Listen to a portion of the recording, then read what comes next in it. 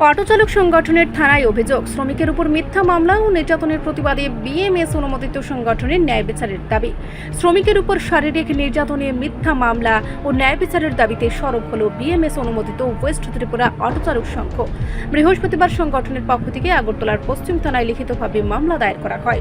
সংগঠনের প্রতিনিধিরা জানান, দীর্ঘদিন ধরে অটো চালকদের উপর অন্যায়ভাবে হয়রানি ও মিথ্যা অভিযোগ আনা হচ্ছে। এক শ্রমিকের উপর শারীরিক নির্যাতনের যে মামলা দায়ের হয়েছে তা সম্পূর্ণ মিথ্যা ও পরিকল্পিত বলে অভিযোগ তুলেছেন তারা।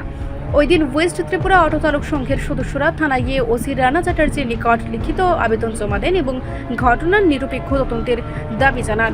অটো চালক সংগঠনের নেতৃত্বের বক্তব্য, আমরা ন্যায় বিচার চাই, দোষীদের বিরুদ্ধে ব্যবস্থা নেওয়া হোক, শ্রমিক সমাজকে বারবার অপমান করা আমরা বরদাস্ত করব না। অভিযোগের ভিত্তিতে পুলিশ তদন্ত শুরু করেছে বলে সূত্রের খবর।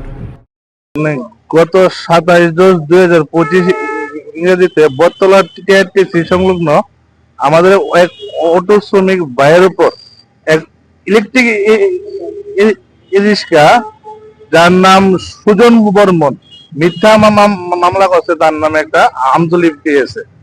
কালকে আপনারা ইলেকট্রিক মিডিয়ার মাধ্যমে আমরা দেখতে পাচ্ছি কোনো একটা শ্রমিক সংগঠন, কে বা কার আমরা জানি না, কোনো একটা শ্রমিক সংগঠন তার বিরুদ্ধে মিথ্যা ডেপুটেশন পালন করছে।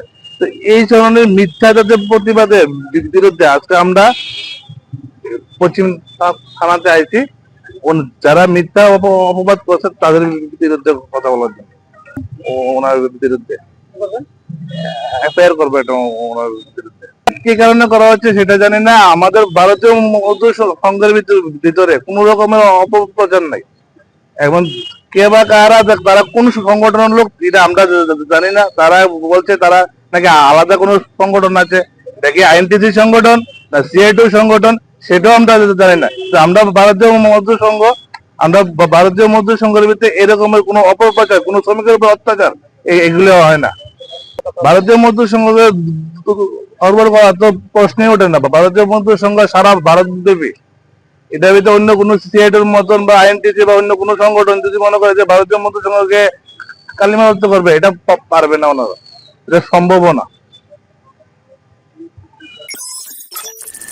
রিপোর্ট সংবাদ প্রতীক্ষা।